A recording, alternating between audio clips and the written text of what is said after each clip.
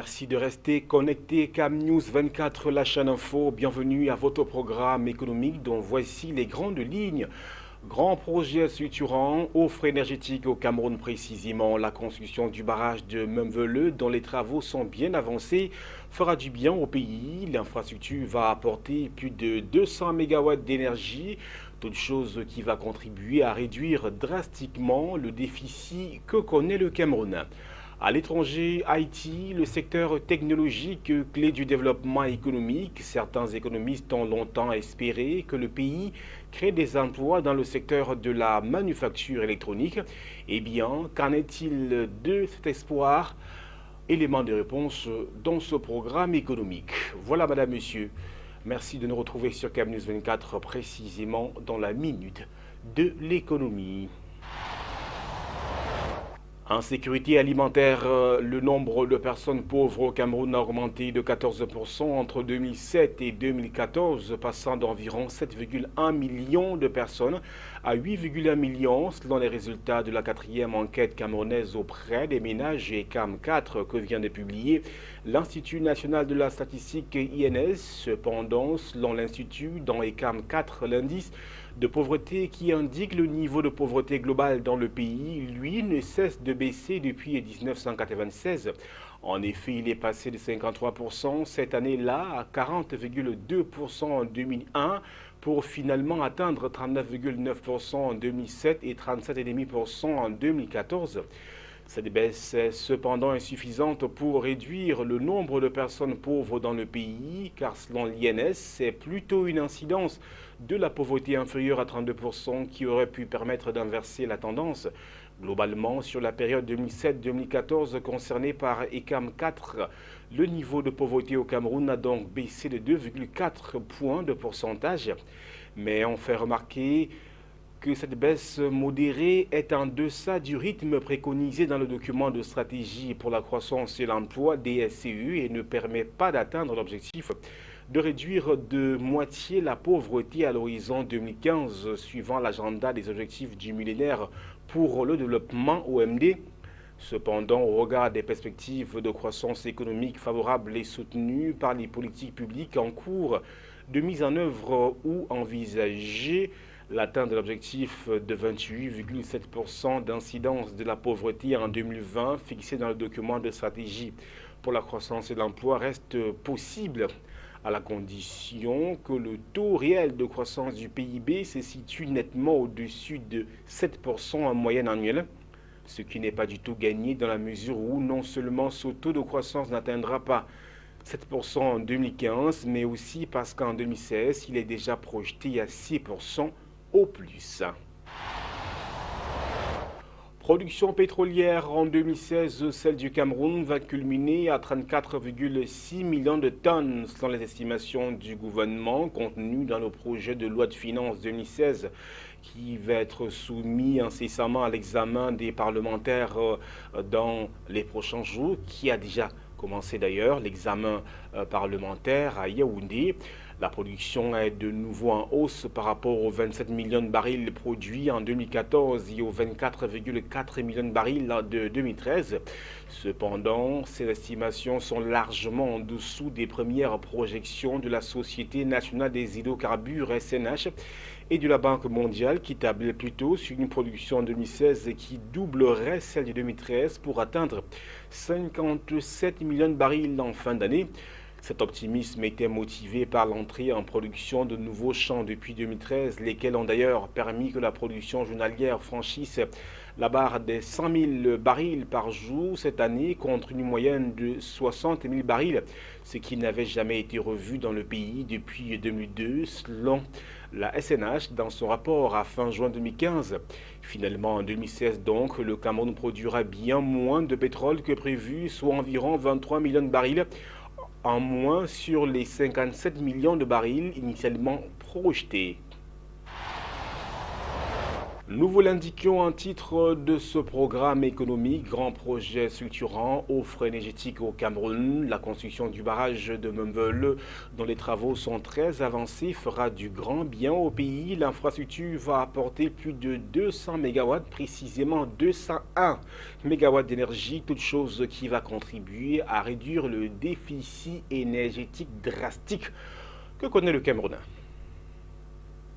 L'histoire retiendra que c'est le 15 juin 2012 que le chef de l'État Paul Biya lança en grande pompe les travaux de construction du barrage de Memvele dans la localité de Niabizan, département de la vallée du Ntem, région du sud de Cameroun. 2012 peut donc être considéré comme l'année charnière pour la révolution énergétique de l'économie nationale.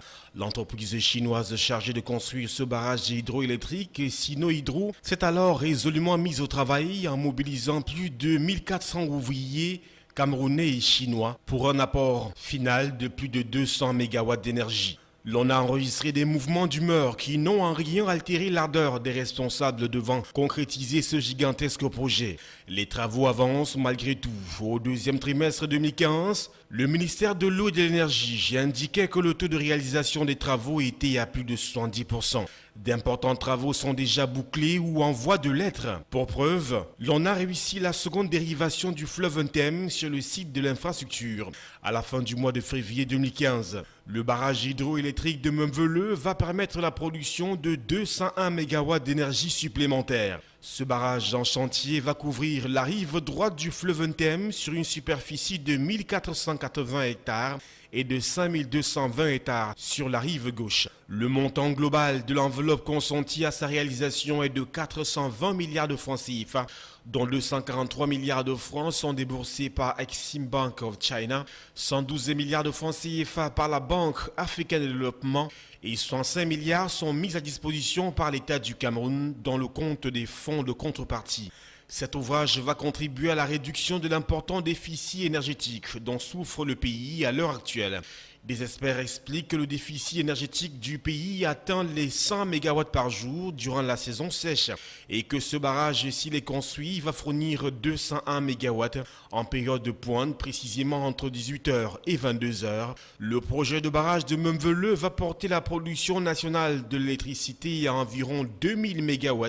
Les différentes parties prenantes du projet ont récemment réaffirmé leur engagement à livrer cet important ouvrage en 2017.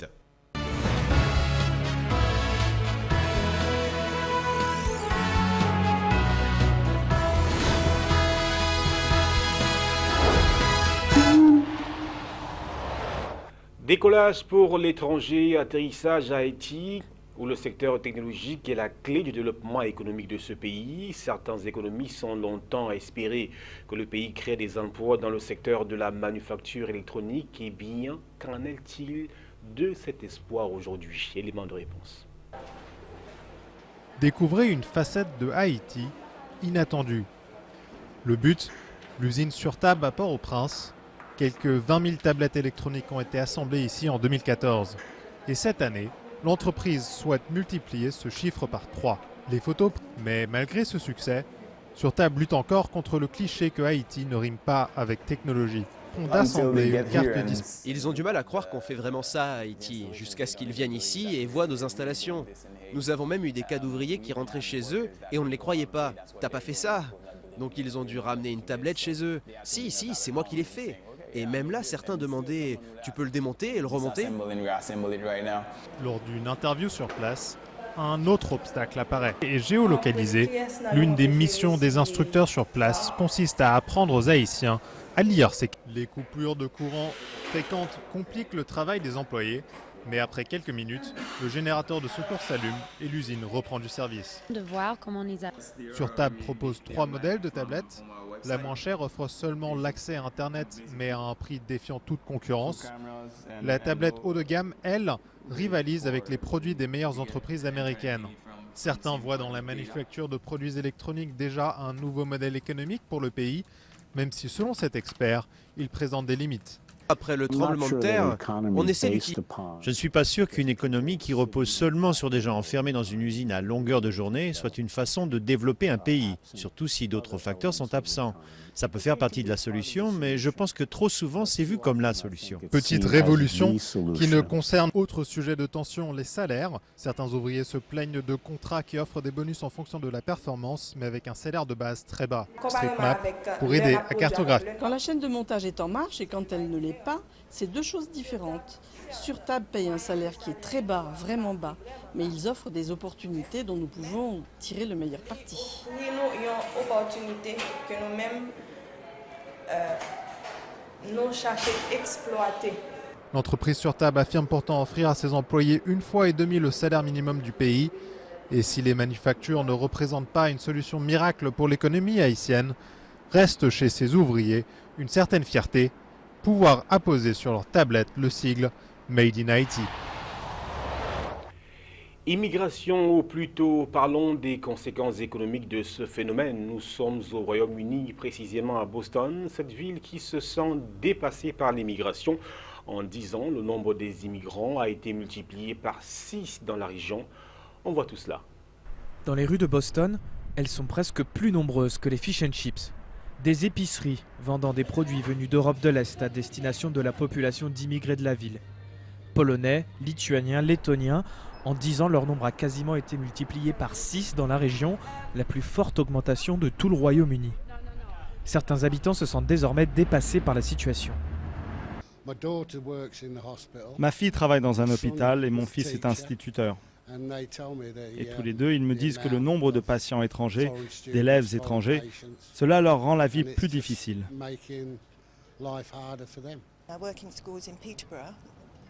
Je travaille dans des écoles à Peterborough. C'est à 1 heure d'ici. Et dans 2 écoles, il n'y a qu'un seul élève par classe qui a l'anglais comme langue maternelle. Et il existe certaines classes où aucun élève ne parle anglais. Ce n'est pas normal.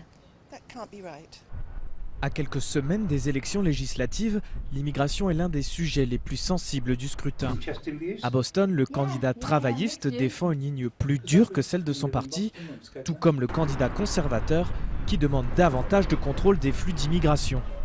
Mais le parti eurosceptique UKIP, qui milite contre l'immigration de masse, les talonne dans cette région du nord-est de l'Angleterre. L'immigration de masse, en particulier venant d'Europe de l'Est, a des effets dévastateurs dans cette région. Cela diminue les salaires, crée d'énormes problèmes sociaux et beaucoup de gens à présent n'arrivent pas à trouver un travail. Un message qui trouve un certain écho parmi la population. Site internet, tracts, manifestations, Dean Everett a décidé de partir en campagne contre les immigrés. Ce Bostonien d'origine se revendique comme apolitique. Je ne veux pas devenir un étranger dans mon propre pays. Je vis en Angleterre, je suis anglais et je veux pouvoir parler anglais chez moi et ne pas avoir à apprendre le polonais ou le letton pour pouvoir travailler dans les usines locales. Et pourtant, cet afflux d'immigrés permet à l'économie locale de s'en sortir et à la ville d'éviter le dépeuplement qui a frappé beaucoup de régions rurales. Dans cette zone agricole, il faut de la main-d'œuvre bon marché pour travailler dans les champs et les usines de conditionnement. À cause des supermarchés, nous avons besoin d'avoir un réservoir important de travailleurs à bas salaire et sans formation. Et c'est ça qui pousse l'économie locale en ce moment. Le besoin d'avoir ces gens pour ce type de travail et de les avoir assez rapidement. Mais comme ils viennent de Lituanie, de Lettonie et de Pologne, il faut qu'ils vivent ici. Les plus grands absents de ce débat sont les immigrés eux-mêmes. Le 7 mai, ils ne pourront pas voter, car seuls les citoyens britanniques pourront déposer leur bulletin dans l'urne pour ces élections nationales. Avant de refermer ce programme économique, place au chiffre du jour. Il est de 201 MW. Ce chiffre symbolise l'apport énergétique du barrage de Memveleux à terme. Ce barrage dont les travaux sont estimés à 70% pour ce qui est du taux d'avancement de ce grand projet structurant. Avant de clore ce programme, bien évidemment, le rappel de la titraille. Grand projet structurant, offre énergétique au Cameroun précisément. La construction du barrage de Memveleux dont les travaux sont suffisamment avancés fera du bien au pays. L'infrastructure va apporter plus de 200 MW d'énergie, toute chose qui va contribuer à réduire drastiquement le déficit énergétique que connaît le Cameroun. À l'étranger, Haïti, le secteur technologique, clé du développement économique. Certains économistes ont longtemps espéré que le pays crée des emplois dans le secteur de la manufacture électronique. Eh bien, qu'en est-il de cet espoir? Nous avons eu quelques éléments de réponse dans ce programme économique. Merci à Yves-Anselme Tadufo, à Lisa Youmsi Simo. Merci également à Martin Nélé. Au revoir.